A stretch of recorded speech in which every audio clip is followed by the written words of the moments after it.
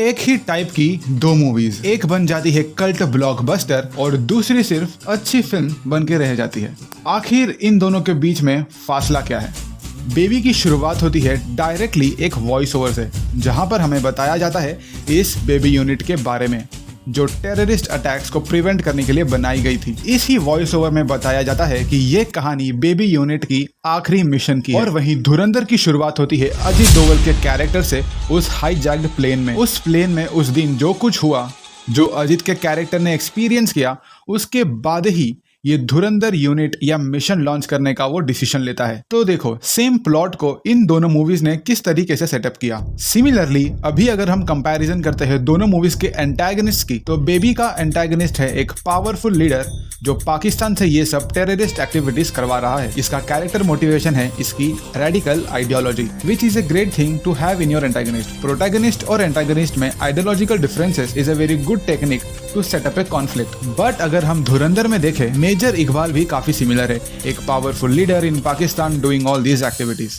But Aditya धर ने इसके कैरेक्टर मोटिवेशन में एक नहीं बल्कि दो लेयर्स ऐड किए हैं। पहला लेयर है इसकी रेडिकल और जिहादी ideology, which is same as Baby वाला एंटागनिस्ट। एंड दूसरा लेयर है इसका personal revenge.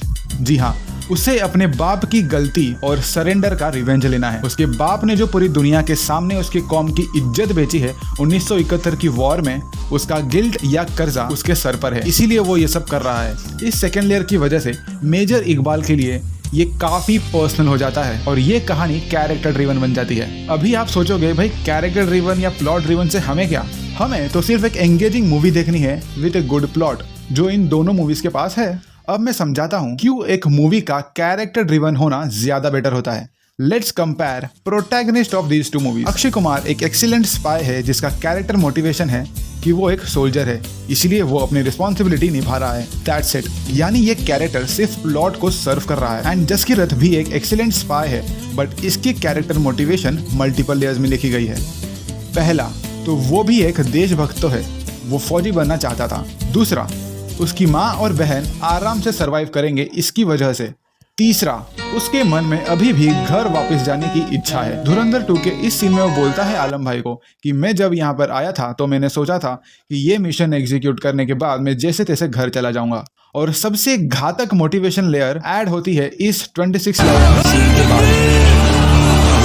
In internal motivation से होता यह है कि हम एज अ ऑडियंस इन कैरेक्टर से ज्यादा रिलेट करते हैं। हम इन कैरेक्टर्स में कहीं ना कहीं खुद को देखते हैं। जैसे कि जसकीरत की सबसे पहली इंटरनल मोटिवेशन है उसकी माँ और बहन। तो इस नुआंस से राइटर्स ने ऑलमोस्ट सभी लड़कों को जसकीरत में अपने आप को देखने में मजबूर कर दिया, क्योंकि सभी लड़के सोल्जर तो नहीं है बट बेटे और भाई तो है।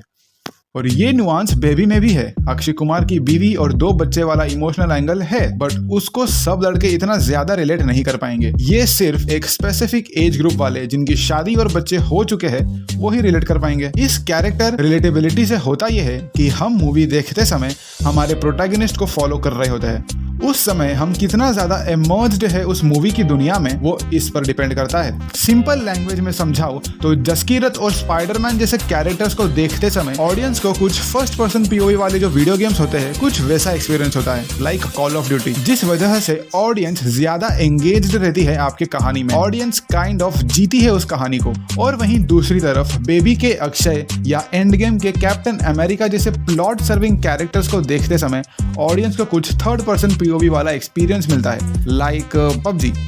ये जस्ट एग्जांपल देने की कोशिश की है मैंने समझाने के लिए। सिंपल बात याद रखना, स्टोरी खत्म हो जाती है पर कैरेक्टर्स दिमाग में रह जाते हैं। सिंपल सा एग्जांपल, रहमान डकैत का कैरेक्टर इंडियन सिनेमा की हिस्ट्री में अमर हो चुका है। इसी वजह से जब आप धुरंधर देखते हो आप सिर्फ इवेंट्स फॉलो नहीं कर रहे होते हो, आप उसे जी रहे होते हो।